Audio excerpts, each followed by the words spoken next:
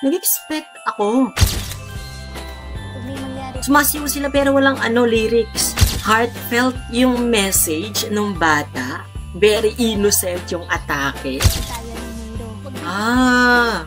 Okay, OFW. Parang binubuhay ulit nila na ang Christmas is para sa mga bata, di ba? Malayong-malayo to sa ginagawa nilang Christmas Station ID mo. Hello, kumusta man kayo? Grabe, ang tagal ko rin, ilang weeks din akong walang upload because naging busy ako sa work at the same time. Ang daming nangyari. This past week, puro travel talaga yung mga nangyari sa akin na related sa work naman. And yun, di ba? Dumating din yung mga sunod-sunod na bagyo. And hopefully na you are all safe, guys. Kaya mga nanonood ngayon, sana sa maayos yung kalagayan. For today's video, unang naglabas ng teaser ang ABS-CBN para sa kanilang station or Christmas ID.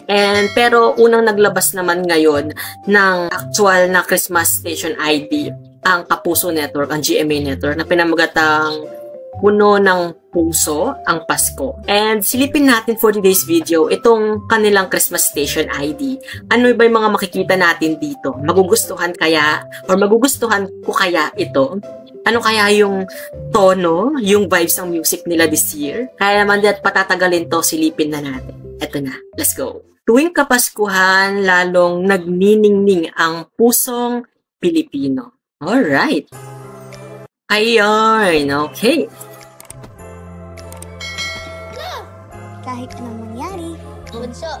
Okay, mga child star, yung pinakita nila dito. Magic, bahala sa'yo. Nani tayo nandyan para sa isa't isa. Mapagmahal sa pamilya. Okay. Patricia Tumulak to, no? Oh. Kids, you look so messy. Go get ready muna. Tapos, ako na maglilinis dito. And as usual, mga sponsorship for this Christmas station ID. Oh, sino naman tong mga to? Lahat ng bagay. Mikey, Kimson, Steya, Annalyn, Maabilidad. Hindi ka sa atin ng pagmamalasakit. Paskong Pasko todo. From pamilya to pagiging resourceful or maabilidad. Bayad pa rin ah. Pang natsubenan ng Ito si Shuvi. pamilya ko. Sa inyo na to. Share na tayo. Kaya't buong puso tayo Kapag malasakit. I think delivery rider dito, si Kuya mong girl. Si Kuya. Binigyan siya ng gift. Wait, wala pa akong naririnig the song nila. Puro, ano ba to? -1 ba yung nasa background? Fairness, heartfelt yung message nung bata. Very innocent yung atake. Ang kakagawa Althea tayo Ablan. na madagandang bagay at Malikhain. Bakit parang wala yung mga batikan at yung mga A-lister ng Kapuso Network? More on mga sparkle artists, mga Gen Z, mga nakikita natin dito. kahit nasa andako man tayo ng mundo. Okay, OFW. Namiss ko na yung Pasko sa Pilipinas. Hindi ako hindi ako ganong familiar sa mga bagong mukha ng mga artista sa GMA. Masanay ako na nakikita yung mga A-lister, yung mga matunog na talaga yung name sa Kapuso Network. Ito, si May nandito. Makabayan. May mangyari. Alright. Sumasiyaw sila pero walang lyrics. Hindi inaasahan. Walang kuryente? Walang problema. Aray, may pasugal. May sponsor ng sugal. Bingo Plus. Ano ba yan? Ang ating pagiging Masaya. At higit sa lahat. Oo nga, puro mga bata yung pinapakita nila dito. Maka-Diyos. Maka-Diyos. Nice. Mapagmahal na na pamilya. So, kumbaga, iniisa-isa nila yung characteristic natin as a Filipino na makikita natin sa pagdiriwang natin ng Christmas, no? Alright.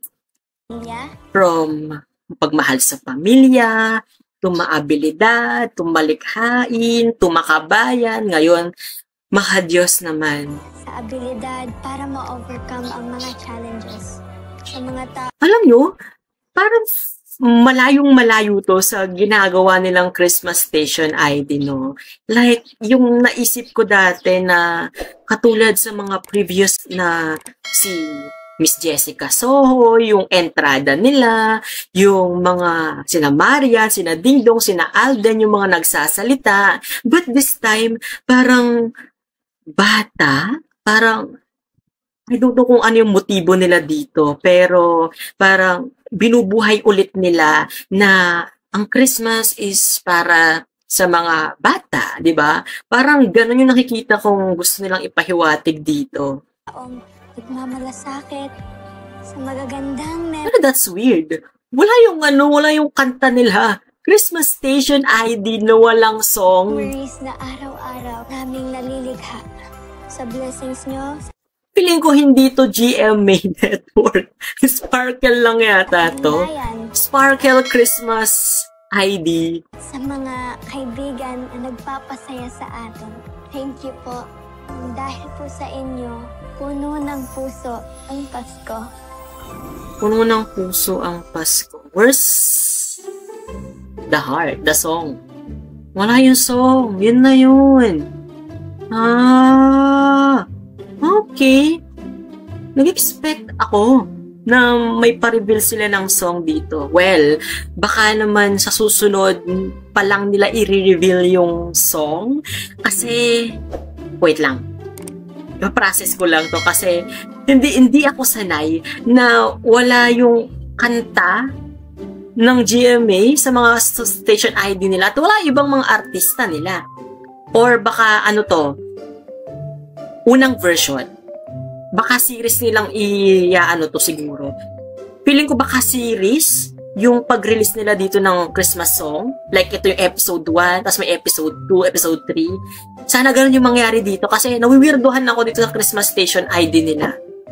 Parang naiiba siya sa previews talaga na ginagawa nila. Ano kaya nangyari? Okay, yun. Yun yung masasabi ko siguro dito sa Christmas Station ID nila. Nawirduhan ako. Pero when it comes to message, kaya nang nabanggit ko na bata yung nagsasalita na para pinapa-feel nila or binubuhay ulit nila na Christmas is all about pagmamahalan, di ba? Yung mga characteristics na meron kapag Pasko, mga pagiging mapagmahal sa pamilya, pagiging kahit na malayo kayo sa isa't isa, ganon. Maganda yung way na pagkaka-deliver ng bata, very innocent yung nagnanarrate dito. Although, feeling mo nakukulangan lang talaga ako. Ito own opinion ko to, everyone. Nakukulangan lang ako sa emotion ng Christmas Station ID na to. I don't know, feeling ko minadali ba to or what? Pero, kayo, ano masasabi nyo dito sa may Christmas Station ID ng Kapuso Network? Nagustuhan nyo ba? Nag-expect ba kayo? Ano pa yung masasabi nyo or comments nyo about it? Let me know guys in the comment section yung mga yan. Siyempre, kung hindi ka pa rin nakasubscribe sa channel ko guys, don't forget to hit that subscribe button, that notification bell para lagi kang updated sa mga videos na i-upload ko pa.